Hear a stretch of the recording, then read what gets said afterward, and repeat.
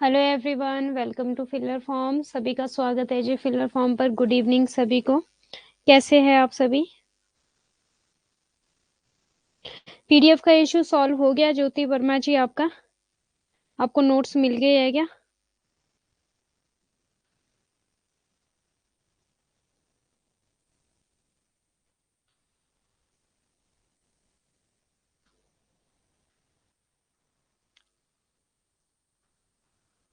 ये क्या paper 1 UGC net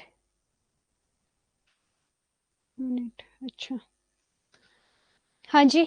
हाँ मैम, कल का पीडीएफ अपलोड नहीं हुआ। हाँ, कल का नहीं हुआ, 27 तक का मिल गया। Okay good. 27 तक का मिल गया ना? ठीक है जी, गुड। हाँ, कल का नहीं मैंने अपलोड किया क्योंकि कल आपका वो इशू आ रहा था ना कि आपको नोट्स नहीं मिल पा रहे थे, तो फिर मुझे ये था कि आज मैं फिर से आपसे पूछ लूंगी, क्योंकि कल मैंने सर को तो बोला था वैसे कि आपको नोट्स प्रोवाइड करवा दे, क्योंकि अपलोड तो मैंने फ्राइडे को कर दिए थे। आज कर दूंगी फिर आपका ना। ठीक है, कल वाला भी और आज वाला भी आज अपलोड हो जाएंगे। ओके, कल का कंसेप्ट सभी को समझ आया? किसी को कोई प्रॉब्लम? ईपीआरजी कल हमने फ्रेमवर्क पढ़ा था, या फिर ईपीआरजी का आपका वो कंसेप्ट समझ लो, अप्रोच वो हमने पढ़ी थी कल। एथनोग्राफी और आपकी पॉलीसेंट्रिक, रीजियोसेंट्रिक, जियोसेंट्रिक कल हमने अप्रोच पढ़ी थी। इसी के साथ साथ कल हमने स्टेजेस ऑफ इंटरनेशनलाइजेशन पढ़ा था। क्लियर है सभी को? किसी को कोई भी डाउट? डोमेस्टिक कंपनी क्या होती है आपकी, इंटरनेशनल कंपनी क्या होती है आपकी, एंड आपकी मल्टी डोमेस्टिक क्या होती है? ठीक है, मल्टीनेशनल कंपनीज आपकी कौन सी कंपनीज होती है, ग्लोबल कंपनी आपकी कौन सी होती है, और ट्रांसनेशनल कंपनीज आपकी कौन सी कंपनीज होती है? क्लियर है सभी को? कोई डाउट किसी का तो पूछ लो एक बार, फिर हम क्लास को स्टार्ट करेंगे। कल हमने बार्लेट का गौशाल की एक थ्योरी थी, जो एक मैट्रिक्स है जो आपसे एग्जाम में बहुत बार पूछा जाता है। वो कल हमने थोड़ा सा छोड़ दिया था बीच में, तो आज उसको पूरा कवर करेंगे। इसी के साथ साथ आज हम करेंगे आपका मोड ऑफ एंट्री सिस्टम, जो इंटरनेशनलाइजेशन में है, कि किस तरह से आप इंटरनेशनलाइजेशन में, इंटरनेशनल बिजनेस में जा सकते हो। तो आपका एंट्री के लिए क्या क्या सिस्टम रहने वाला है वो आज हम कवर करेंगे। लाइक फॉर एग्जाम्पल, जैसे किसी के हमने घर पे भी जाना हो तो एंट्री सिस्टम क्या क्या रहता है। ठीक है, तो वो उसी तरह से है कि हाँ, जब हमें बिजनेस करना है इंटरनेशनल, मीन्स बाहर जाके, बॉर्डर लेस का मतलब, ठीक है, बॉर्डर क्रॉस करके जब हमने जाना है, बाउंड्रीज को क्रॉस करके जब हमने जाना है, तो किस किस तरह से हम जा सकते हैं, क्या क्या हमारे एंट्री का क्राइटेरिया रहेगा। तो आज हम उस टॉपिक को भी कवर करेंगे। इसी के साथ साथ हमारे अगर हमारा टाइम रहा हमारे पास, तो इकोनॉमिक प्लानिंग भी हम करेंगे, जो कि आपको प्लानिंग कमीशन आपको पता ही रिप्लेस कर दिया था नीति आयोग ने। मैम, इंडस्ट्री पॉलिसी में 1948 से 1991 तक का पूरा पढ़ना डिटेल में। हाँ, आपको थोड़ा थोड़ा पढ़ लेना। 1948 वाला, 1977 वाला, 51 वाला, ठीक है, 1956 वाला, 1991 तक पढ़ लेना। 1991 वाला तो आपको इजी है, क्योंकि वो एलपीजी वाला था, लिबरलाइजेशन, प्राइवेटाइजेशन, ग्लोबलाइजेशन, वो मैंने करवा दिया था आपको। और 1973 वाला भी आपका इजी था, जहां पर कि आपका फेरा एक्ट आया था। ठीक है, फेरा एंड फेमा का जो आपको कॉन्सेप्ट बताया था। एमआरटी वाला भी था, एमआरटीपी वाला भी था आपका एक, ठीक है, वो भी इंडस्ट्रियल पॉलिसी में ही था। बाकी आपकी स्टार्टिंग की 1948 वाली वो भी इजी है। ठीक है, और इसके अलावा आपकी 1951 वाली थी मे भी, जहाँ पे प्राइवेट सेक्टर और पब्लिक सेक्टर की बात की गई थी। ठीक है, पढ़ लेना बट इसको। और अगर मैं इकोनॉमिक प्लानिंग आपको करवाऊंगी, तो उसमें फर्स्ट 5 ईयर से लेकर आपके 11th 5 ईयर तक के कुछ इकोनॉमिक प्लानिंग थी, वो भी कर लेना। ठीक है, वैसे मैं आपको इकोनॉमिक प्लानिंग करवाऊंगी। अभी देखते हैं कितना हमारे पास टाइम रहता है, बट कुछ कुछ जो छोटे छोटे टॉपिक्स हैं ना, इनको खुद करने की ट्राई करना। इसी के साथ साथ आपको एफडीआई भी करवाना है अभी मुझे, बिल्कुल डिटेल में। ठीक है, तो वो देखते हैं कब करवाते हैं। तो आज का टॉपिक हम स्टार्ट करते हैं। अभी किसी का कोई डाउट है नोट्स के रिगार्डिंग, कोई डाउट, या फिर किसी टॉपिक के रिगार्डिंग कोई डाउट्स? और समझ आ रहा है सभी को? पीवाई क्यूज लगा रहे हो? इंटरनेशनल बिजनेस आपका, या फिर बिजनेस एनवायरनमेंट आप बोलो, तो बहुत ही इजी है, ज्यादा टफ नहीं है।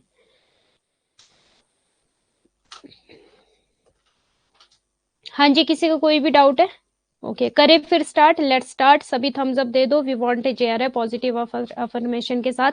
हम स्टार्ट करते हैं। फिर हमारा कल जो हमारा टॉपिक रह गया था बार्लेट वाला, ठीक है, हाँ ये वाला।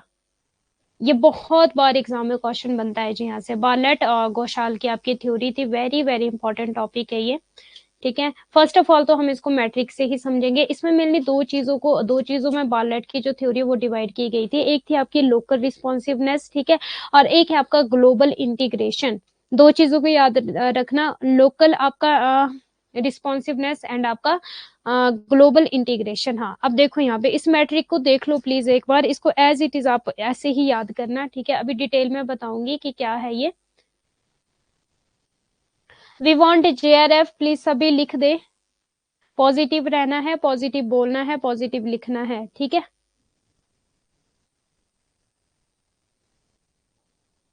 वी वांट JRF, हाँ जी। अब देखो, फर्स्ट ऑफ ऑल तो ये मैट्रिक देख लो, very very important, Bartlett and Ghoshal का मैट्रिक है, एग्जाम में पूछा जाता है, बहुत बार क्वेश्चन आते हैं यहाँ से। अगर कोई MBA का स्टूडेंट है तो उसके लिए भी इंपॉर्टेंट है, कॉमर्स वालों के लिए तो है ये इंपॉर्टेंट, ठीक है।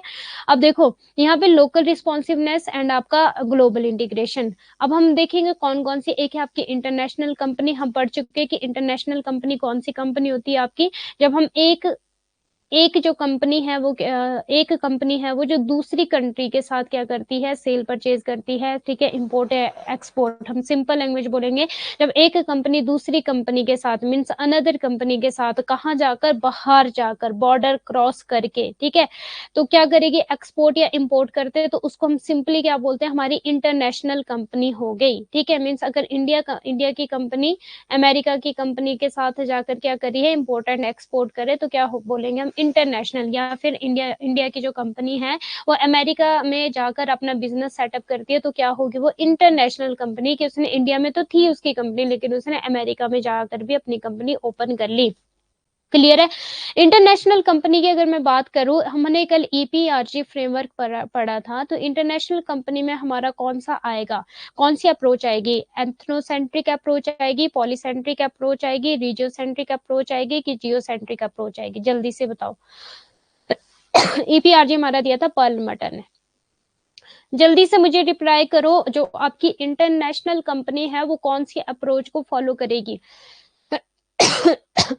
एंथनोसेंट्रिक, पॉलीसेंट्रिक, मल्टी सॉरी रीजियोसेंट्रिक या फिर जियोसेंट्रिक, प्लीज जल्दी से रिप्लाई करो मुझे। कौन सी अप्रोच को फॉलो करेगी आपकी इंटरनेशनल कंपनी। और एक है आपकी multinational company, very very important. एक है आपकी ग्लोबल कंपनी, इंपॉर्टेंट है। और एक है आपकी ट्रांसनेशनल कंपनी, ठीक है। ये हमने कहाँ पढ़ा था, आपका इंटरनेशनल स्टेजेस ऑफ इंटरनेशनलाइजेशन में पढ़ी थी ये सारी चीजें, ठीक है। अब जो हमारी लोकल रिस्पॉन्सिवनेस है, एक तो देखोगे कि इंटरनेशनल कंपनी में बोथ आर लो, एक आपकी लोकल रिस्पॉन्सिवनेस भी लो है और आपकी ग्लोबल इंटीग्रेशन भी आपकी लो है। ट्रांसनेशनल कंपनी में अगर हम देखेंगे तो हाई है, लोकल रिस्पॉन्सिवनेस भी हाई है और आपकी ग्लोबल इंटीग्रेशन भी हाई है, ठीक है। Very very important, high high और आपका इंटरनेशनल लो लो। अब इसको क्या निमोनिक बनाओगे, इंटरनेशनल आपकी एक तरह से हम सबसे छोटा लेवल है आपका इंटरनेशनल, ठीक है। Yes, ethnocentric, very good. हाँ, सबसे छोटा लेवल है तो लो लो करके याद करेंगे। मल्टीनेशनल में क्या हो जाएगा, जो आपकी लोकल रिस्पॉन्सिवनेस है वो तो हाई हो जाएगी, बट जो आपकी ग्लोबल इंटीग्रेशन है वो लो हो जाएगी। मल्टीनेशनल कंपनी कौन सा अप्रोच को फॉलो करती है, एथनोसेंट्रिक, पॉलीसेंट्रिक, रीजियोसेंट्रिक या जियोसेंट्रिक, जल्दी से मुझे रिप्लाई करो। और ग्लोबल कंपनी में आपका क्या हो जाएगा, जो लोकल रिस्पॉन्सिवनेस है वो तो लो है, बट जो ग्लोबल इंटीग्रेशन है वो यहाँ पर हाई हो जाएगा, ठीक है। अभी हम डिटेल में पढ़ेंगे। फर्स्ट ऑफ ऑल आपको इस मैट्रिक अगर आपको ये समझ आ गई तो समझ लो आपको सारी चीजें समझ आ गई। मल्टीनेशनल कंपनी कौन सी अप्रोच को फॉलो करेगी, एथनोसेंट्रिक, पॉलीसेंट्रिक की आपकी रीजियोसेंट्रिक या आपकी जियोसेंट्रिक, जल्दी से मुझे बताओ। यस, पॉलीसेंट्रिक को फॉलो करेगी, क्योंकि मल्टीनेशनल में क्या होगा, जो होम कंट्री है, ठीक है, एक तो आपको पता है होम कंट्री होती है और एक आपको पता है होस्ट कंट्री होती है। हर एक होस्ट कंट्री का जो वैल्यूज है, जो कल्चर है, जो टेस्ट है, जो प्रेफरेंसेस है, ठीक है, जो पॉलिसीज है, जो स्ट्रेटेजीज है, जो मेथड है, और सारी चीजें फॉलो की जाएगी किसकी, होस्ट कंट्री की। मीन्स अकॉर्डिंग टू, मान लो इंडिया का अपना टेस्ट है, अमेरिका का अपना टेस्ट है, और जापान का, रशिया का, सबका अपना टेस्ट है। जो अपने टेस्ट के बेसिस, मानो इंडिया की कंपनी है, इंडिया अमेरिका में जाकर अगर अपनी कंपनी ओपन करती है या फिर अपना बिजनेस ओपन करती है, तो वो अमेरिका के हिसाब से करेगी, जो अमेरिका के लोगों की डिमांड है, मीन्स कंज्यूमर की जो डिमांड है, जो नीड है, जो वांट है, जो टेस्ट है, जो प्रेफरेंसेस है, उस हिसाब से करेगी, तो वो मल्टीनेशनल हो जाएगी। बट इंटरनेशनल कंपनी तो ऐसी नहीं थी कि जो अमेरिका में मान लो उसके MDH के मसाले, ठीक है, मसालों के लिए हमारा इंडिया फेमस है, तो वो बाहर जाके भी अपने ही मसाले बेचेगा, करेगा, कोई भी चेंज नहीं करेगा, वो अमेरिका के हिसाब से कोई परिवर्तन नहीं करेगा, अपने मसाले वहां पर जाकर बोलेगा। इंटरनेशनल कंपनी होगी, ग्लोबल कंपनी में आपको पता था कि पूरे वर्ल्ड को कवर करना है, बट ग्लोबल कंपनी तो टू टाइप्स की हो जाएगी, या तो ये क्या करेगी, एक जगह प्रोडक्ट बनाएंगे और 3-4 कंट्री से रिसोर्सेज लेगी या सोर्सेज लेगी, या फिर ये क्या करेगी, रिसोर्सेज जगह जगह से रिसोर्सेज एक जगह से लेगी और जगह जगह ये अपने कंपनी को ओपन कर देगी। ठीक है, ये थी आपकी ग्लोबल कंपनी। और ट्रांसनेशनल कंपनी तो आपकी फिर हर जगह थी। ठीक है, इसका ऐसा कुछ नहीं है कि वो एक जगह से प्रोडक्ट लेगी, ये हर जगह ये क्या करेगी, अपने बिजनेस को सेटअप करेगी। इसका ऐसा कोई सीन नहीं था ट्रांसनेशनल का। ठीक है, हर जगह ये अपने बिजनेस को सेटअप करेगी। ओके, अब चलते हम, देखो अगर लोकल रिस्पॉन्सिवनेस की बात करें, ये हमने कल कर लिया था कॉस्ट वाला। ठीक है, अब मल्टी डोमेस्टिक कंपनी को देखेंगे। यहाँ पे हमने क्या देखा, लो इंटीग्रेशन एंड हाई रिस्पॉन्सिवनेस।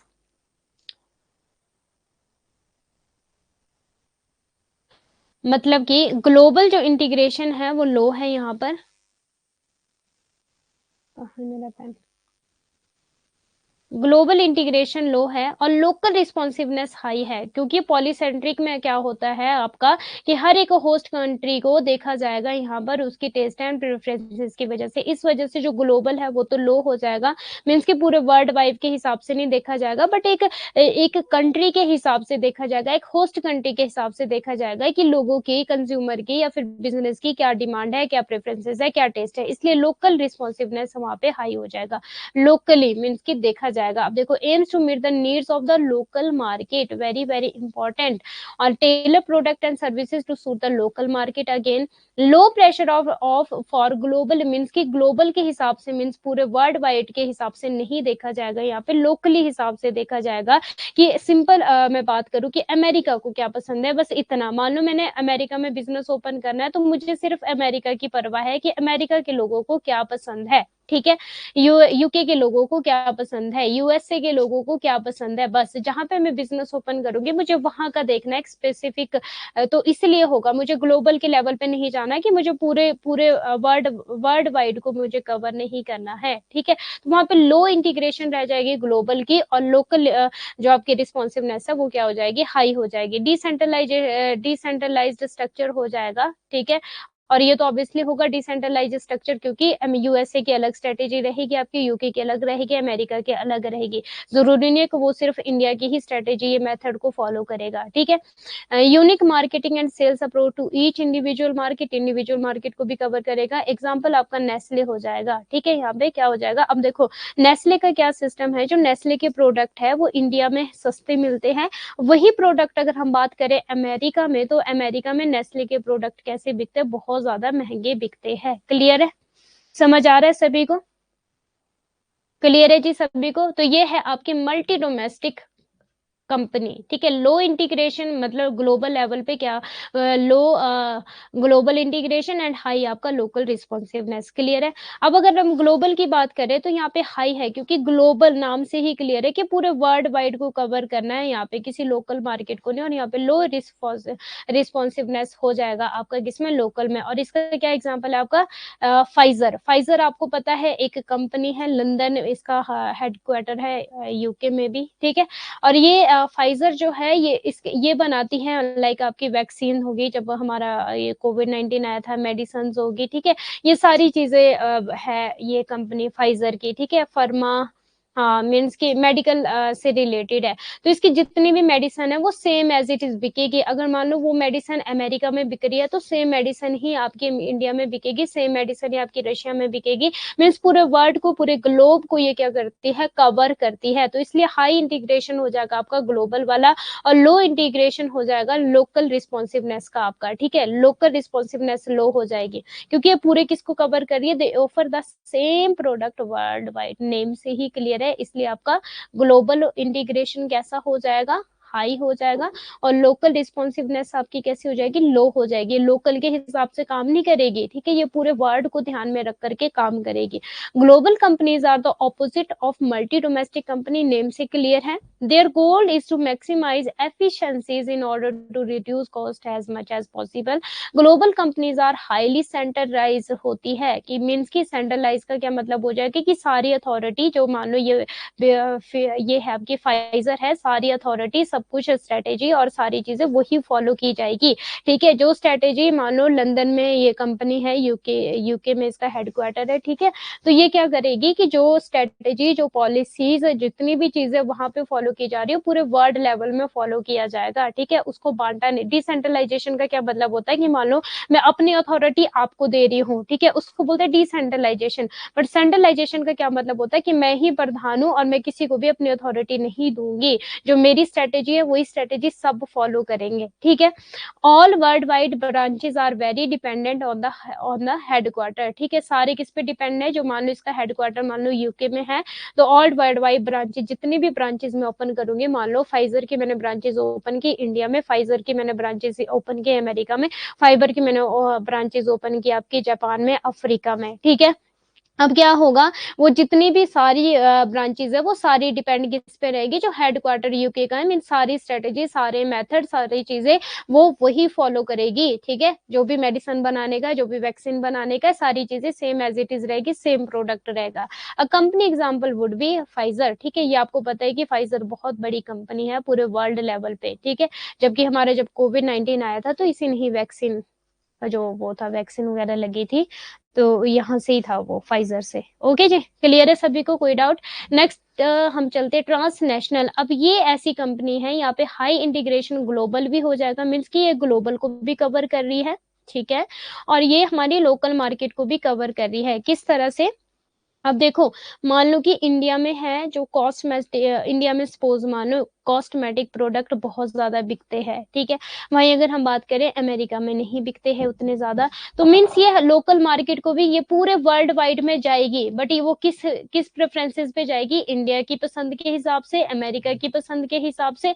अब मान लो कि जो यूनिलीवर कंपनी है, अब देखो इसका बेस्ट एग्जांपल, यूनिलीवर कंपनी मान लो सोप बनाती है ये, ठीक है, लक्स है, डव है और लाइफ बॉय है, जितने भी सोप्स है, कॉस्मेटिक के प्रोडक्ट है, ये यूनिलीवर कंपनी इन चीजों की है। ठीक है, तो ये क्या होगा कि मान लो मुझे लक्स पसंद है, इंडिया के लोगों को लक्स पसंद है तो लक्स यूज करेंगे, और अमेरिका के लोगों को डव पसंद है, डव यूज करोगे। मीन्स कि ये सबके हिसाब से प्रोडक्ट यहाँ पे बनाएगी, सबके हिसाब से बिजनेस करेगी। अब जिसको जो जो पसंद है वो कर लो, वर्ल्ड वाइड पे भी काम करेगी और लोकल मार्केट पे भी ये काम करेगी। इसलिए यहाँ पे क्या हो जाएगा, हाई इंटीग्रेशन हो जाएगा आपका ग्लोबल का, हाई रिस्पॉन्सिवनेस हो जाएगा आपका लोकल का। क्लियर है? अब देखो, this is a mix between both transnational and multi dimensional. अब देखो, मल्टी डायमेंशनल का वही हमारी मल्टी कंपनी किस पे ज्यादा फोकस करती थी, लोकल पे, और ट्रांसनेशनल हमारी ज्यादा फोकस मतलब कि पूरे वर्ल्ड वाइड पे ये फोकस करती है। ठीक है, अब it will aim to respond both locally and gain benefit of integration. देखो, लोकल पे भी काम करेगी और पूरे वर्ल्ड पे भी काम करेगी, मीन्स की ऐसा प्रोडक्ट बनाएगी, ठीक है, कि जो पूरे वर्ल्ड के लोगों को काम में आए। हाँ, उनकी पसंद के हिसाब से, इंडिया की पसंद के हिसाब से प्रोडक्ट बन जाएगा, अमेरिका का अमेरिका के हिसाब से। मीन्स बहुत बड़ा बिजनेस है इसका, जो ट्रांसनेशनल कंपनीज होती है, समझ लो कि इनका पास बहुत बड़ा बिजनेस है। ठीक है, they will be independent but also integrated with their headquarter and strive to achieve the companies global mission, aim and objective. A great example of transnational companies Unilever, very very important. अब ये जो Unilever है, ठीक है, ये पूछा गया था कि यूनिलीवर जो कंपनी है वो किसका एग्जाम्पल है, ट्रांसनेशनल का एग्जाम्पल है आपका, मल्टी डायमेंशनल का, या फिर मल्टीनेशनल कंपनी का एग्जाम्पल है, या फिर इंटरनेशनल कंपनी का एग्जाम्पल है, या फिर ग्लोबल का एग्जाम्पल है। तो आपका राइट आंसर हो जाएगा यूनिलीवर जो है वो हमारा ट्रांसनेशनल कंपनी का एग्जाम्पल है। ठीक है, अब इंटरनेशनल, ये लो है, लो इंटीग्रेशन है, लो रिस्पॉन्सिवनेस है, ना तो ये ज्यादा लोकल पे, ठीक है, ना ही ये ज्यादा इस पे ग्लोबली, मतलब इसको ज्यादा परवाह नहीं है इंटरनेशनल कंपनी, इसके पास ज्यादा झंझट नहीं है। अब देखो यहाँ पे, the strategy was not originally in Bartlett and Ghoshal theory, this part of theory was created by others. अच्छा, ठीक है, this part of the theory believe there is a little need for local adaptation and local, आपकी little need है, ठीक है, local adaptation की भी and global integration की भी। The majority of the main activity will be maintained at the headquarter, से ये भी किया जाएगा। ठीक है, this strategy is also often relate to an exporting strategy, बस इसका काम है एक्सपोर्ट करेंगे। ठीक है, हमारा प्रोडक्ट किसी को पसंद आए ना आए, ठीक है, लो है मतलब हर चीज में। दोनों लेवल पे एक्सपोर्ट करना है, प्रोडक्ट पसंद आए ना आए हमें नहीं कोई मतलब, मान लो मैंने मेरा इंडिया में भी बिजनेस है और वही बिजनेस में जाके अमेरिका में भी खोल दूंगी बस। A good example would be large wine brand around the world, wine brands, ठीक है। इसका एक अच्छा उदाहरण दुनिया भर के बड़े वाइन ब्रांड होंगे, ये रणनीति अक्सर निर्यात रणनीति से, जहाँ पे इंटरनेशनल आ गया ना समझ लो कि एक्सपोर्ट, ज्यादातर इसका ध्यान कहाँ रहता है, एक्सपोर्ट करने में। क्लियर है सभी को, कोई डाउट किसी का? कल हमने ये कर लिया था, डोमेस्टिक कंपनी हमने कर लिया था एथनोसेंट्रिक में, और इंटरनेशनल भी किसकी अप्रोच को फॉलो करेगी, एथनोसेंट्रिक। मल्टीनेशनल कंपनी आपकी किसको फॉलो करेगी, आपकी पॉलीसेंट्रिक को, और ग्लोबल और ट्रांसनेशनल किसकी हो जाएगी, आपकी जियोसेंट्रिक की, ठीक है। ग्लोबल तो रीजियोसेंट्रिक कर लो आप, और ट्रांसनेशनल आपकी जियोसेंट्रिक की हो जाएगी, ठीक है। ये हमने कल सारा का सारा कर लिया है टॉपिक, किसी का कोई भी डाउट है अभी तो पूछ लो, फिर हम स्टार्ट करते हैं आपका नेक्स्ट टॉपिक। एक है आपकी इंटरनेशनल मार्केटिंग ओरिएंटेशन, यहाँ पे अच्छा ये हमारा कल हो गया था। हाँ, type of international marketing establishing joint venture, ये हम करेंगे अभी डिटेल में, लाइसेंसिंग ये भी कर लेंगे, consultancy services, technical and managerial know how, ये देख लेना एक बार, मैंने पीपीटी बनाई है, ठीक है, इजी है टॉपिक। अभी हम नेक्स्ट टॉपिक करते हैं आपका different modes of entry into international business, ठीक है। ये देख लेना आप, consistency, technical and managerial know how वाला, ठीक है, ये एग्जाम में पूछा गया था technical and managerial know how वाला, ये देख लेना एक बार, पीपीटी बनी है, इजी इजी टॉपिक है, यहाँ से वैसे आपके काफी चीजें कवर हो जाएगी, जो लाइसेंसिंग वाला है यहाँ पे भी है वो। करिए जी स्टार्ट फिर आपका नेक्स्ट टॉपिक, अगर टाइम रहा ना हमारे पास तो करवा दूंगी आपको ये वाला कंसिस्टेंसी वाला, चार तो टॉपिक इसमें, इसमें से आधे टॉपिक यहाँ कवर हो जाएंगे हमारे। अब देखो different mode of entry into international business, अब अगर हमें इंटरनेशनल बिजनेस में जाना है तो हमारे क्या क्या एंट्री के मोड रहेंगे, ये भी एग्जाम में क्वेश्चन पूछा जाता है, और ये पूछा जाता है कि सबसे ज्यादा इजीएस्ट कौन है, सबसे ज्यादा इजीएस्ट है आपका एक्सपोर्ट, और यहाँ पे रिस्क भी कम है, ठीक है। ये एग्जाम में क्वेश्चन पूछा जाता है, रिस्क भी कम है, प्रॉफिट भी कम है यहाँ पर आपका, और अगर आपके पास एक्सपीरियंस भी कम है, ठीक है, तो आप क्या करोगे, एक्सपोर्ट करोगे, सबसे इजी है आपका, ठीक है। किसी दूसरी, अगर आपने दूसरी जगह अपना बिजनेस एस्टेब्लिश करना है, दूसरी कंट्री में अपना बिजनेस एस्टेब्लिश करना है, तो सबसे इजी क्या है आपको एंट्री करने के लिए, वो है एक्सपोर्ट या फिर इम्पोर्ट करना। यहाँ पे रिस्क भी कम है, प्रॉफिट भी कम है, और एक्सपीरियंस भी अगर आपके पास नहीं है तो भी चल पड़ेगा, ठीक है। और जो आपका सबसे जो टफ बोला जाए जिसको, या फिर सबसे ज्यादा रिस्क किसमें है, ठीक है, और सबसे ज्यादा एक्सपीरियंस कहाँ चाहिए आपको, और सबसे ज्यादा प्रॉफिट किसमें है, तो वो है आपका FDI, foreign direct investment. Exam में क्वेश्चन पूछा गया है, प्लीज नोट डाउन कर लो इसको। सबसे कम रिस्क, सबसे कम प्रॉफिट, और सबसे कम एक्सपीरियंस्ड एक्सपोर्ट में, और सबसे इजीएस्ट वे है आपका ये इंटरनेशनल बिजनेस में एंटर करने के लिए, और सबसे ज्यादा रिस्क और सबसे ज्यादा प्रॉफिट और सबसे ज्यादा एक्सपीरियंस आपको चाहिए एफडीआई के लिए, फॉरेन डायरेक्ट इन्वेस्टमेंट के लिए। क्लियर है अभी, किसी का कोई भी डाउट? चलिए फिर नेक्स्ट, सबसे पहले तो ये देख लो modes of entry into international business में क्या क्या होगा, एक्सपोर्ट या इंपोर्ट हो जाएगा, ठीक है, आपका लाइसेंसिंग या फ्रेंचाइजिंग हो जाएगा, आपका कॉन्ट्रैक्ट मैन्युफैक्चरिंग हो जाएगा, या कॉन्ट्रैक्ट या फिर मैनेजमेंट, कॉन्ट्रैक्ट मैनेजमेंट, ठीक है, जॉइंट वेंचर्स हो जाएंगे, होली ऑन सब्सिडरीज हो जाएगी, टर्न की प्रोजेक्ट हो जाएंगे आपके, ठीक है, स्ट्रेटेजिक अलायंस अभी हम पढ़ेंगे वो, ठीक है। तो ये सारी चीजें आपकी एक और देख लो आप यहाँ पे, types of entry mode, exporting, indirect exporting, direct exporting, and आपका intra corporate transfer, licensing, franchising, special modes में आपका कौन सा आ जाएगा, कॉन्ट्रैक्ट मैन्युफैक्चरिंग, हाँ ये देखो मैनेजमेंट कॉन्ट्रैक्ट, एंड आपका टर्न की प्रोजेक्ट्स, ठीक है। और एफडीआई में क्या आ जाएगा आपका, green field strategy, merger and acquisition हो जाएगा, और आपका जॉइंट वेंचर हो जाएगा, वेरी वेरी इंपॉर्टेंट, ये डिनोट करता है आपका मेनली इन्वेस्टमेंट से, ये भी एग्जाम में पूछा गया था कि जो आपका इन्वेस्टमेंट से डिनोट करता है वो कौन सा हो जाएगा, एफडीआई, और एफडीआई के अंदर आपकी क्या क्या चीजें आने वाली, ग्रीन फील्ड स्ट्रेटेजी आएगी, ये बताऊंगी कि ग्रीन फील्ड क्या होता है, मर्जर्स एंड एक्विजिशन भी बताऊंगी क्या होता है, और जॉइंट वेंचर क्या होता है, ये भी सारा हम डिटेल में पढ़ने वाले हैं। क्लियर है, इंपॉर्टेंट टॉपिक है, आपका एग्जाम में पूछा जाता है। अब देखो इन्वेस्टमेंट एंट्री मोड कौन कौन सा हो जाएगा, representative office, RO, Holi foreign owned enterprises, joint venture, equity, ठीक है, ये कॉन्ट्रेक्चुअल ये हो जाएगा आपका। और अगर हम कॉन्ट्रेक्चुअल, अगर हम कॉन्ट्रैक्ट पे बेसिस पे बात करें एंटी मोड, तो कौन सा है, फ्रेंचाइजिंग हो जाएगा, डायरेक्ट और इनडायरेक्ट, और लाइसेंसिंग हो जाएगा। अगर हम एक्सपोर्ट एंट्री मोड की बात करें तो direct exporting and indirect exporting. Very very important, ये भी याद रख लेना कि इन्वेस्टमेंट एंट्री में अगर आएगा तो आपका जॉइंट वेंचर आ जाएगा, आपका एफडीआई आ जाएगा, आपका ये वाला, ठीक है, एफडीआई आ जाएगा, मर्जर एंड एक्विजिशन आ जाएगा, ग्रीन फील्ड स्ट्रेटेजी आ जाएगी, ठीक है, इन्वेस्टमेंट के बेसिस पे। तो प्लीज ये याद रख लेना, एग्जाम में इस तरह से भी क्वेश्चन पूछे जाते हैं। स्पेशल मोड अगर पूछेगा तो फिर आपका हो जाएगा contract manufacturing management contract and आपका टर्न की प्रोजेक्ट, ठीक है, स्पेशल मोड्स में। बाकी लाइसेंसिंग, फ्रेंचाइजिंग, एक्सपोर्टिंग, ये तो आपका फिर इजी ही है। चलिए करते हैं फिर स्टार्ट आपका एक्सपोर्ट एंड इंपोर्ट। एक्सपोर्ट का मतलब क्या होता है, एक कंट्री मीन्स की मैंने यहाँ से क्या किया, बाहर अपना प्रोडक्ट दिया, तो वो क्या हो जाएगा, एक्सपोर्ट करना। और बाहर से मैंने कोई प्रोडक्ट लाया, वो क्या हो जाएगा, इंपोर्ट करना, ठीक है। बाहर मतलब दूसरी कंट्री से, ठीक है। Selling goods and services to a company in a foreign country is refer to as exporting, ठीक है। निर्यात और आयात, किसी विदेशी देश में किसी कंपनी को सामान और सेवाएं बेचना क्या होता है, आपका निर्यात कहलाता है।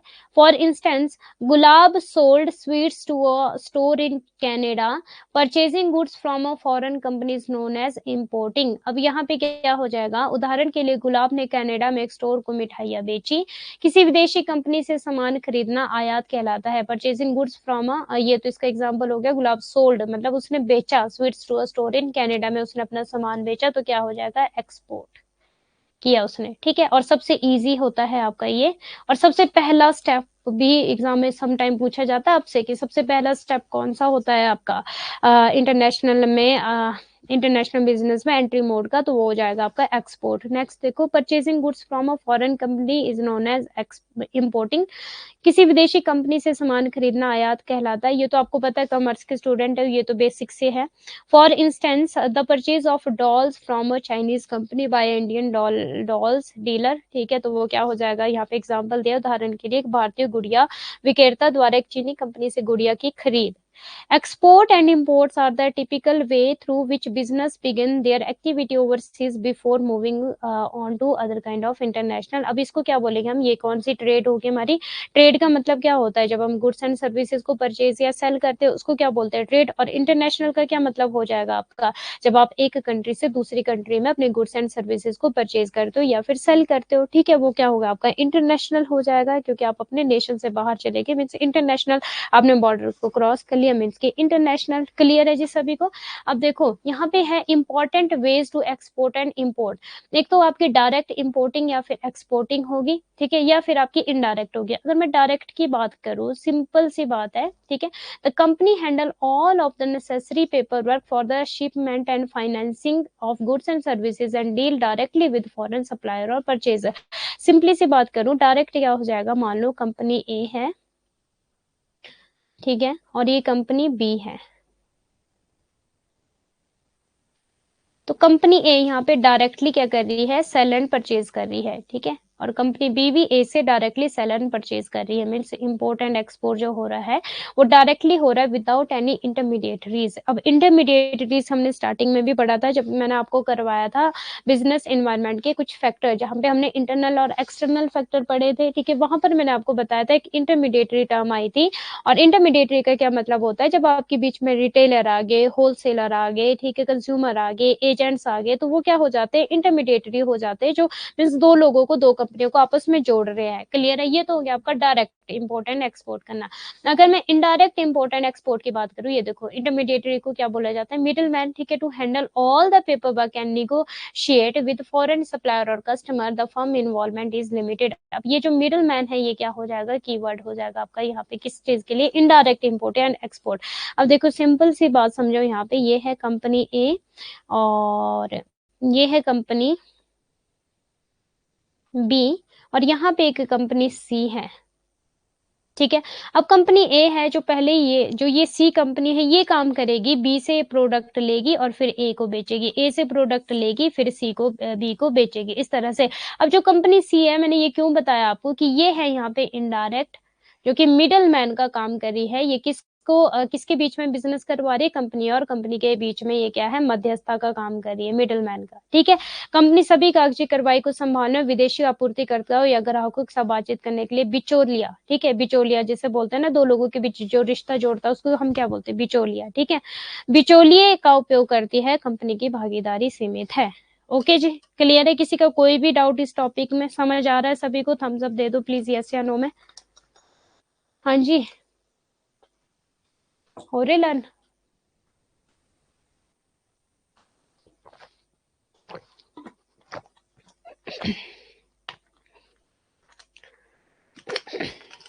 Okay good.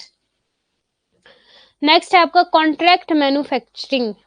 Very very easy है ये भी, ठीक है, एग्जाम में पूछा जाता है। सेकेंड, अगर हम देखिए कॉन्ट्रैक्ट मैन्युफैक्चरिंग आपका क्या है? According to this, every well known company in a nation accept responsibility for promoting the goods and services created by a business in another nation. Here the company specialized in the manufacturing process but lacks marketing skill, whereas the other company, due to its establishment reputation, is capable to selling those items and services.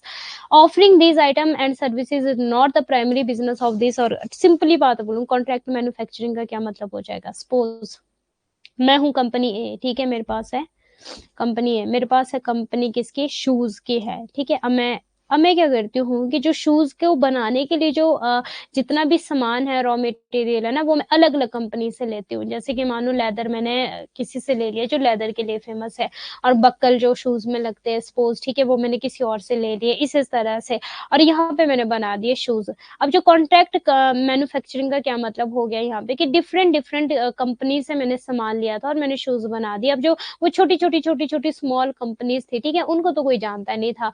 अब मैंने यहाँ पे shoes बेच दिए अपने, तो इनको भी बेनिफिट हो गया कि चलो इनका भी प्रॉफिट हो रहा है और मेरा तो हो ही रहा है ऑब्वियसली। इसको बोलते हैं कॉन्ट्रैक्ट मैन्युफैक्चरिंग।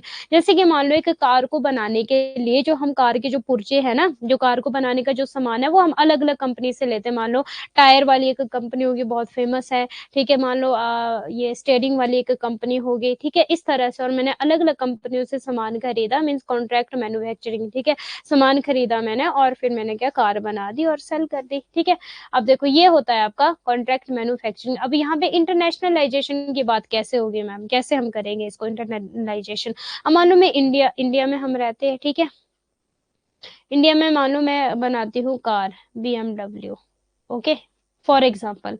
अब जिसका सामान है ये यहाँ पे नहीं मिलता इंडिया में, ये मिलेगा अमेरिका में, ये मिलेगा जापान में, ये मिलेगा रशिया में, इस तरह से। ठीक है, अब यहाँ से मैंने सामान सारा मंगवाया और यहाँ पे फिर ये होता है, ये भी तो इंटरनेशनलाइजेशन हो गया। उनके साथ मेरा कॉन्ट्रैक्ट है कि आप मुझे हर साल इतने टायर भेजोगे या फिर इतने मुझे आप स्टेयरिंग भेजोगे, तो उनके साथ मेरा एक कॉन्ट्रैक्ट बना है। ठीक है, कॉन्ट्रैक्ट मैन्युफैक्चरिंग। क्लियर है सभी को? अब देखो, अब हम यहाँ पे देखते हैं, ये तो था आपको सिंपल सा, आपको समझाने के लिए प्रैक्टिकल सा एग्जाम्पल। ठीक है, अब हम यहाँ पे देखेंगे कि क्या बात बोल रहा है।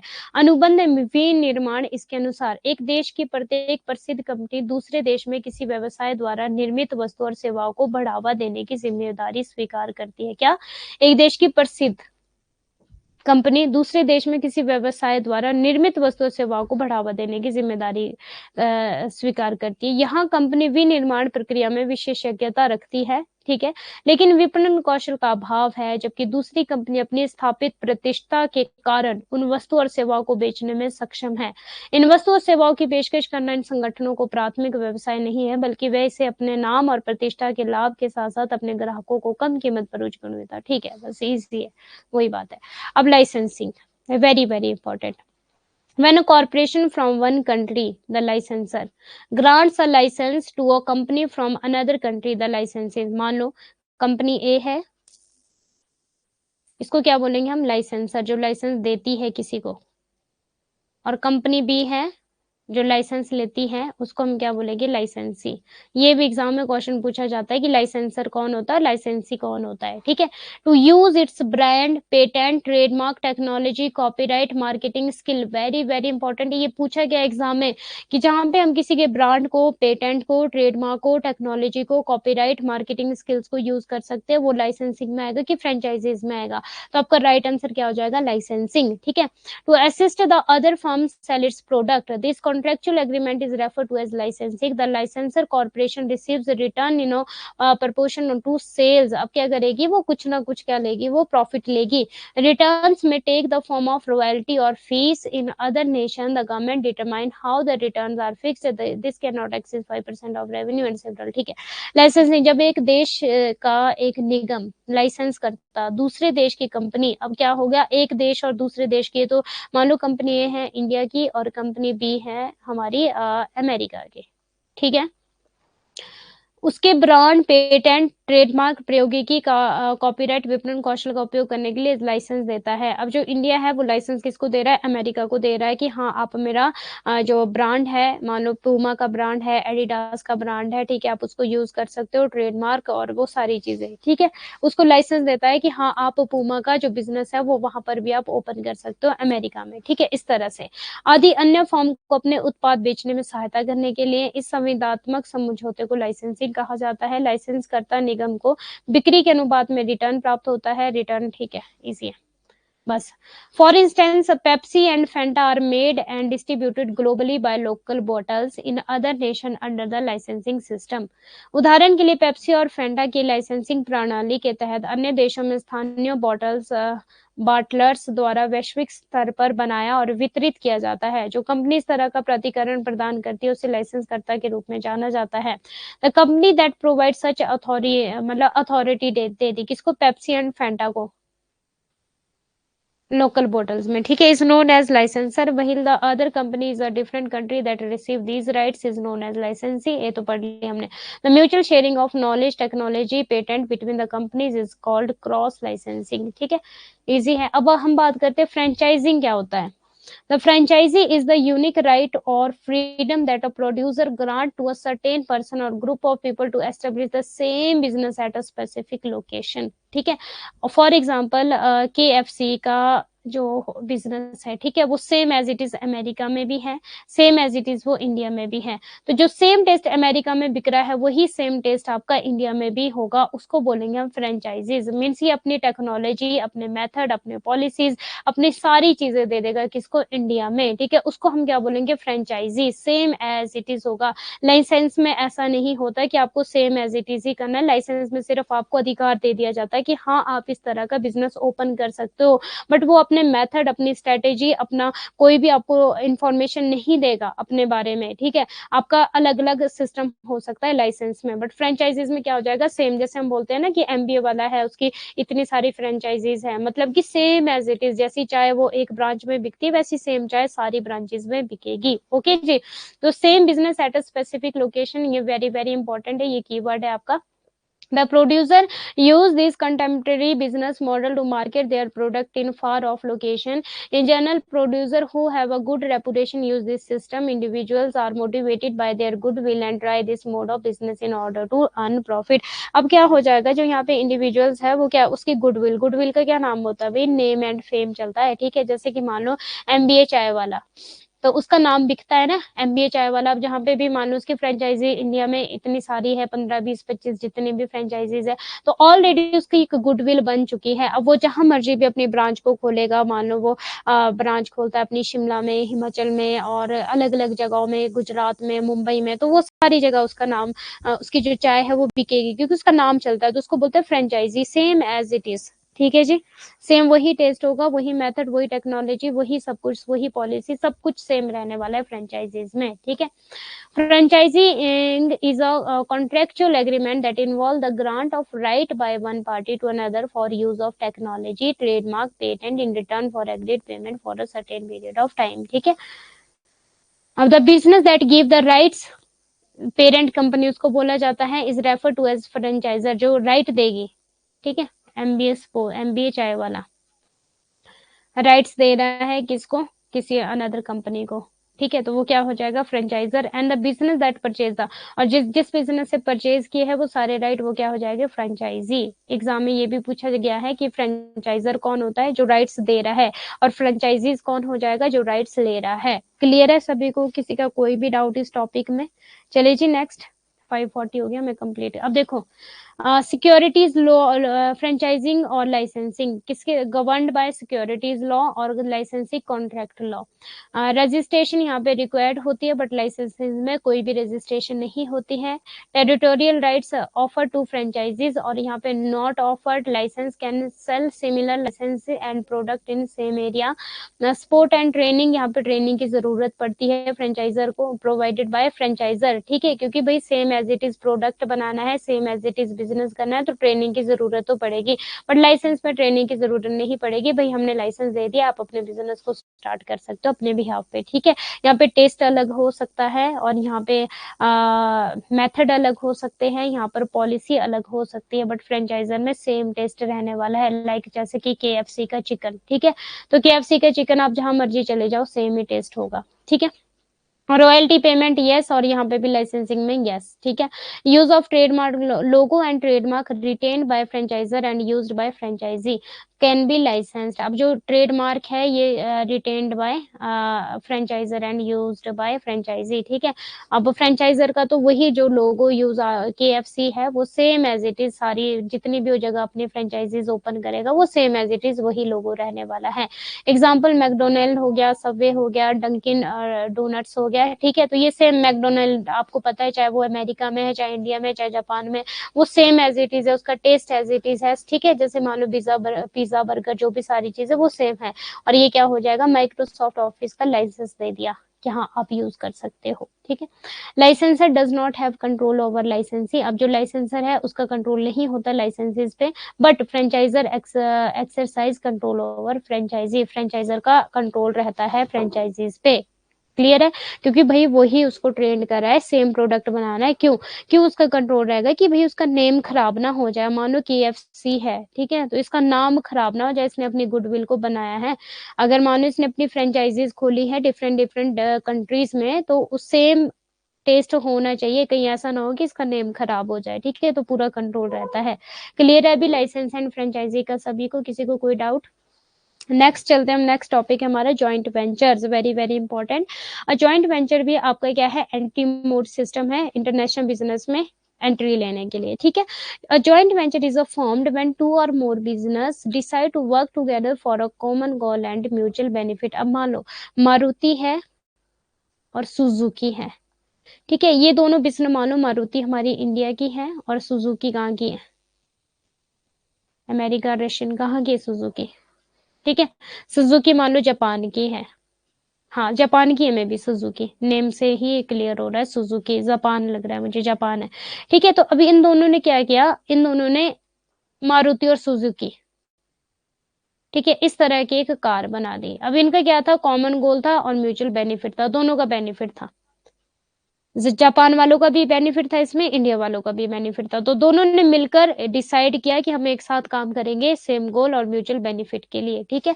अब ये क्या किया, these two commercial entity would be private, public और फॉरेन ओन्ड। अब ये कैसे हो सकती है, प्राइवेट भी हो सकती है, पब्लिक भी हो सकती है और फॉरेन ओन्ड भी हो सकती है। Joint venture are those type of business that are establish in international trade where both domestic and foreign entrepreneurs are partners. कौन कौन से, एक तो डोमेस्टिक हो जाएंगे, डोमेस्टिक कौन होती है आपकी होम कंट्री, ठीक है, और फॉरेन हो जाएंगे आपकी कौन होती है होस्ट कंट्री, ठीक है। ये क्या बनेंगे, आपस में पार्टनर बनेंगे। लाइक मैं मेरे पास, लाइक मैं मेरे पास एक कंपनी है और लाइक जापान वालों के पास एक कंपनी, हम दोनों पार्टनरशिप में काम करने वाले हैं। जॉइंट वेंचर मतलब मिलजुल कर हम काम करेंगे किसी कॉमन गोल को अचीव करने के लिए, म्यूचुअल बेनिफिट के लिए, ठीक है। Partners in ownership and management, the trade is carried out in collaboration, मतलब मिलजुल कर काम करेंगे with the importing Nations firm. For instance the joint venture of Indian company, हाँ ये देखो यहाँ पे जो है एग्जांपल दिया हुआ हो, Indian company Maruti with the Japanese company Suzuki, ठीक है, और ये इसका नेम क्या बन गया, मारुति सुजुकी, ठीक है, कार का नेम। यहाँ पे जो दिया हुआ था, मैंने पढ़ी नहीं थी एक्चुअली ये स्लाइड ना, बस मुझे याद था क्योंकि एग्जाम्स के टाइम जब मैं खुद नेट JRF की तैयारी की थी तो उस टाइम था ये एग्जाम्पल, तो मैंने पढ़ा नहीं था ये स्लाइड। क्लियर है सभी को, Maruti Suzuki, okay, joint venture. अब चलते हैं हम wholly owned subsidiary. When a foreign company establish a business unit or acquire a full stake in any domestic company, then they are called a wholly owned subsidiary. Wholly owned subsidiary are set by a foreign company to enjoy full control over their overseas operation. A wholly owned subsidiary in a foreign country may be established in two ways. अब देखो, wholly owned subsidiary की अगर हम बात करें तो सहायक company, जब कोई विदेशी कंपनी किसी व्यवसायिक इकाई की स्थापना करती है या किसी घरेलू कंपनी में पूरे हिस्सेदारी हासिल कर लेती है तो उन्हें पूर्ण स्वामित्व वाली सहायक कंपनी कहा जाता है। पूर्ण स्वामित्व वाली सहायक कंपनियों को एक विदेशी कंपनी द्वारा अपने विदेशी परिचालन पर पूर्ण नियंत्रण का आनंद लेने के लिए स्थापित। मान लो कि ये है हमारी कंपनी ए, ठीक है, और ये है कंपनी बी। अब ए की जो सब्सिडरी है वो बी है, तो अब क्या हो जाएगा, सपोज मान लो ये है इंडिया की कंपनी और ये है फॉरेन की कंपनी, ठीक है। अब इंडिया के पास पूरी अथॉरिटी है कि वो इसकी बी सब्सिडरी है इसकी ए की, तो वो उसके पूरी तरह से यूज कर सकती है, ठीक है। तो उसके ऊपर इसका फुल कंट्रोल है। क्लियर है? ओके जी। Setting up a wholly owned new firm in the foreign land, also called greenfield venture. Acquiring an established firm is foreign country and using that firm. अब देखो, एक होता है हमारा greenfield और एक होती है हमारी ब्राउन फील्ड, जो कि हम कहाँ पढ़ेंगे, एफडीआई में पढ़ेंगे, ठीक है। ग्रीन फील्ड क्या होती है, जब मैं न्यू बिजनेस सेटअप कर रही हूँ, कहाँ पे, अनदर कंट्री में, वो क्या हो जाएगी, ग्रीन फील्ड, नए तरीके से। और ब्राउन फील्ड क्या होती है, एग्जिस्टिंग बिजनेस में सेटअप कर रही हूँ, कहाँ पे, अनदर कंट्री में, तो वो क्या हो जाएगी, हमारी ब्राउन फील्ड हो जाएगी। ये भी एग्जाम में पूछा जाता है कि आपकी ग्रीन क्या है। अब ग्रीन का क्या मतलब, याद रखना, निमोनिक, हरा भरा। हरा भरा मतलब कि हरे, हरा भरा मतलब स्टार्टिंग से जब मैं एक बिजनेस को सेटअप कर रही हूँ, ठीक है, अनदर कंट्री में, तो क्या हो जाएगा मेरा वो green field. But brown field मेरा क्या हो जाएगा, प्री एग्जिस्टिंग बिजनेस को मैंने स्टार्ट किया अनदर कंट्री में, वो हो जाएगी मेरी ब्राउन फील्ड, ठीक है। सिंपल सा बात है, प्री एग्जिस्टिंग बिजनेस स्टार्ट किया मैंने तो ब्राउन फील्ड, और न्यू बिजनेस स्टार्ट किया मैंने, वो मेरी ग्रीन फील्ड हो जाएगी। ओके। एक्विजिशन, एक्विजिशन का आपको पता ही है, ए जब मानो सपोज फॉर एग्जांपल कंपनी ए है, कंपनी बी है, कंपनी ए ने सारा कंट्रोल ले लिया कंपनी बी के ऊपर, ठीक है, तो वो क्या हो जाएगा, एक्विजिशन मीन्स एक्वायर्ड कर दिया किसको, कंपनी बी को, ठीक है। कंपनी ए ने take over the control of company B. Acquisition as a mode of entry into international business has been stated below. देख लो, an acquisition occurs when a firm purchases an existing foreign firm to gain access to its market share and client. उसने क्या किया है, एक firm को purchase कर लिया, ठीक है, एग्जिस्टिंग फर्म को, तो क्या हो गया, एक्विजिशन हो गया। Acquisitions allow firm to quickly show a site, exhibit, facility, distribution network, client, ठीक है। Acquisition give the acquiring firm control over the target firm existing management, clear है ये तो। Buys help firm expand into new global market and product line, minimal risk compared to building, ठीक है, simple सी बात है। किसी अनदर बिजनेस को purchase कर लिया है, उसको टेक ओवर कंट्रोल कर दिया है, तो वो क्या हो जाएगा, एक्विजिशन हो जाएगा। जैसे कि मान लो अमेरिका की कंपनी ने इंडिया की कंपनी क्या कर ली, परचेज कर ली, उसके ऊपर टेक ओवर कर लिया, उसके ऊपर कंट्रोल कर लिया, ठीक है।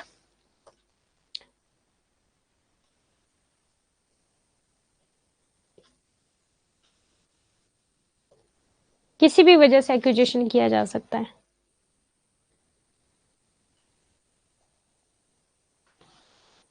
समझ आ रहा है सभी को? किसी का कोई भी डाउट है तो पूछ लो प्लीज एक बार। क्लियर है सभी को? अभी थोड़ा सा रेस्ट ले लेते, 1 मिनट, 1 मिनट क्या, 1 मिनट से भी कम टाइम।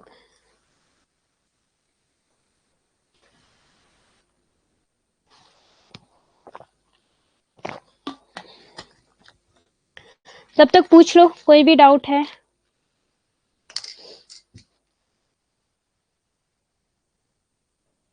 थम्स अप दे दो, कुछ तो बताओ, समझ आ रहा है?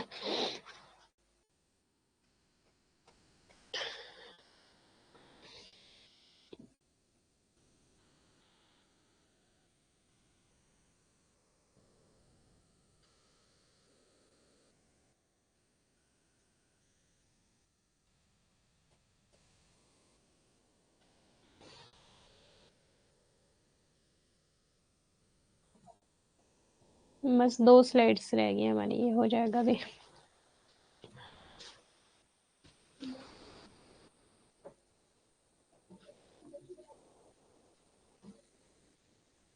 क्लियर है जी सभी को?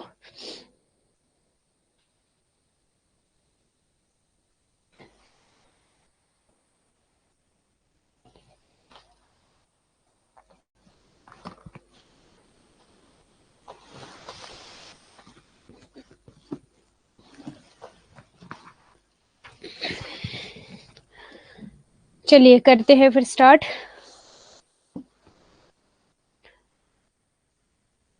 अच्छा, टर्न की प्रोजेक्ट।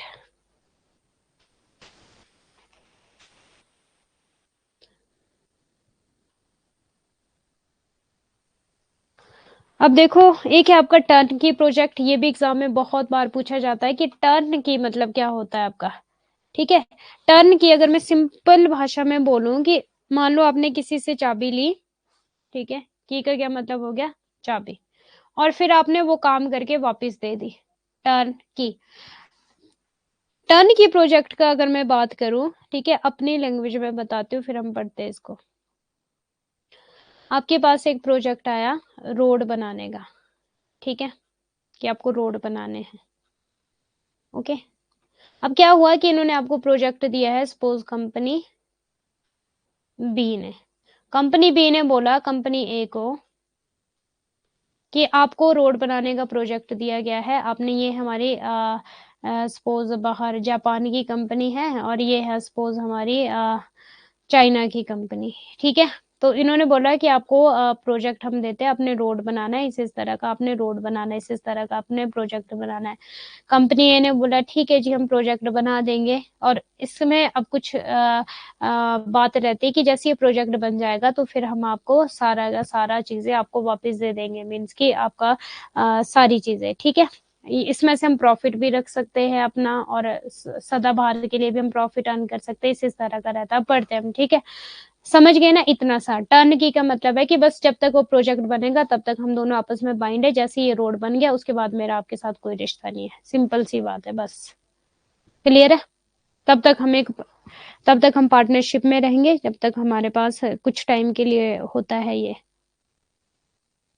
और जैसे ही मेरा रोड बन गया, प्रोजेक्ट मीन्स प्रोजेक्ट कंप्लीट हो गया, फिर आप अपने रास्ते हम अपने रास्ते। Okay, turnkey projects are commonly understood in international business as arrangement in which a company contract with another to build complete, ठीक है, किसी चीज को बनाना means ready to operate facilities which commonly include the supply, commissioning of plants. The major share of these engineering, procurement and construction, ठीक है, construction मतलब road बनाना, railways बनाना, ठीक है, ये सारे कंस्ट्रक्शन के लिए होते हैं ना, are conducted in the field of industrial equipment manufacturing and constructions and require specific expertise to assemble and run a complex technology process, ठीक है।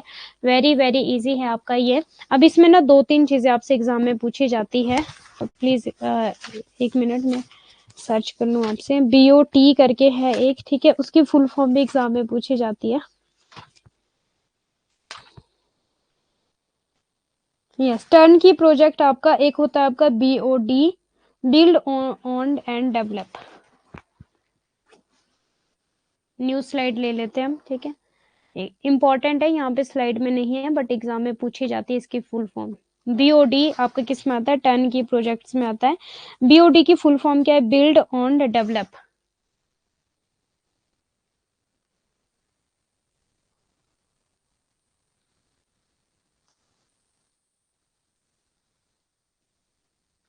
ठीक है, बिल्ड ऑन डेवलप। और BOLT की क्या है? Build on lease and transfer. Build करेंगे, on करेंगे और इसको डेवलप करेंगे, ठीक है। और BOLT बिल्ड करेंगे, ऑन, लीज एंड फिर ट्रांसफर कर देंगे, ठीक है। थर्ड है आपकी, लिख लेना इसको, BOOT, BOOT, build on operate and transfer.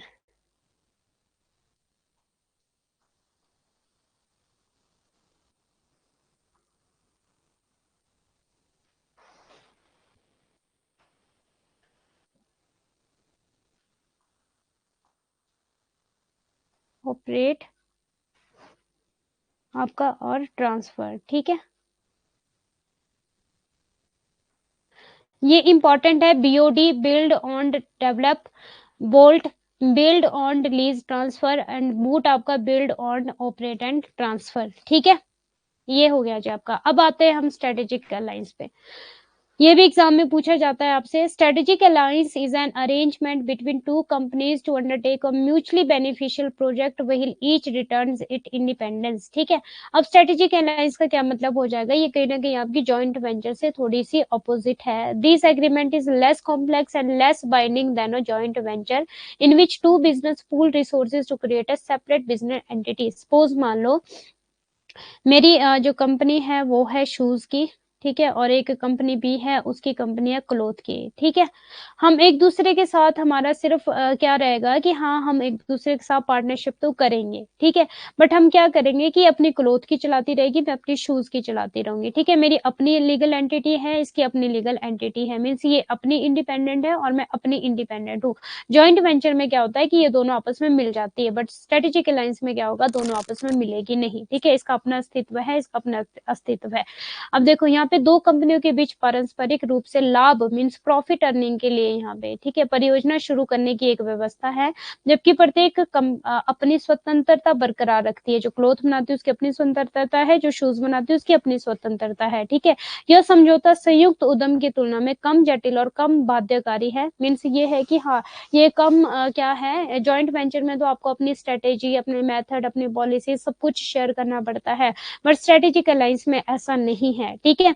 जिसमें दो व्यवसाय अलग व्यावसायिक इकाई बनाने के लिए संसाधनों को एकत्रित करते हैं। अब मान लो जिस चीज की मुझे जरूरत है वो चीज मैं शूज वाले से लूंगी, ठीक है, शूज वाली कंपनी से, और जो शूज वाली कंपनी को जिस चीज की जरूरत है वो क्लोथ वाली कंपनी से ले लेगी, बस इतना सा है यहाँ पे, ठीक है, स्ट्रेटेजिक अलायंस में, जो कि आपके जॉइंट वेंचर के अपोजिट है। अब देखो यहाँ पे क्या है डिफरेंस बिटवीन जॉइंट वेंचर और आपका स्ट्रेटेजिक अलायंस। 3 मिनट है हमारे पास, कंप्लीट हो जाएगा हमारा।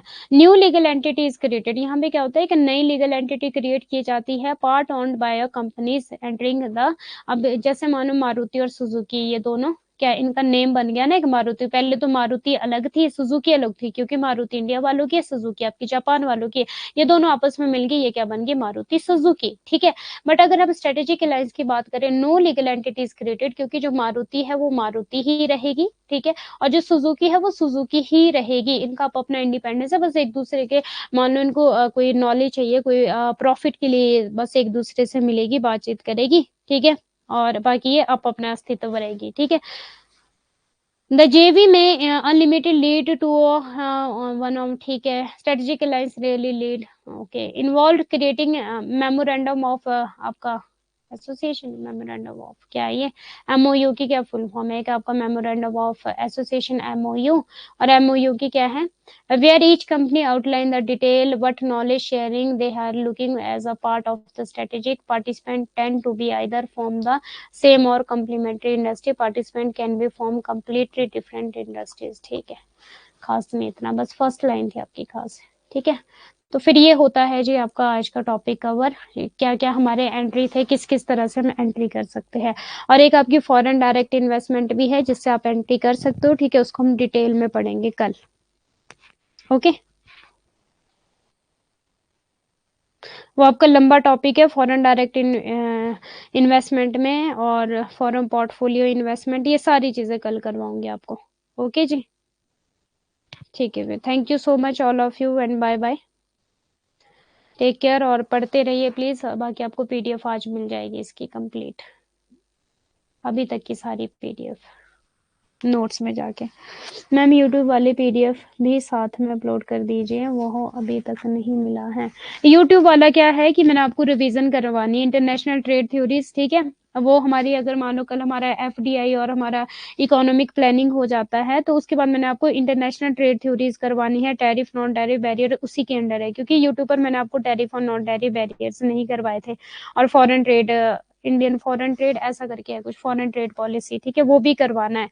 तो वो सारी चीजें एक ही स्लाइड में इंक्लूड है, वो आपको मिल जाएगी एक साथ ही, ठीक है। तो उसकी टेंशन मत लो, उसकी रिवीजन भी करवा दूंगी, साथ में आपको tariff and non tariff barrier quota, ये सारी चीजें करवा दूंगी, उसी के साथ साथ आपको पीडीएफ भी मिल जाएगी, ठीक है। रिवीजन भी हो जाएगा और पीडीएफ भी अपलोड हो जाएगी। और कोई डाउट किसी का? ठीक है जी, 6 बज चुके हैं। Okay bye bye. Okay bye, thank you so much, take care.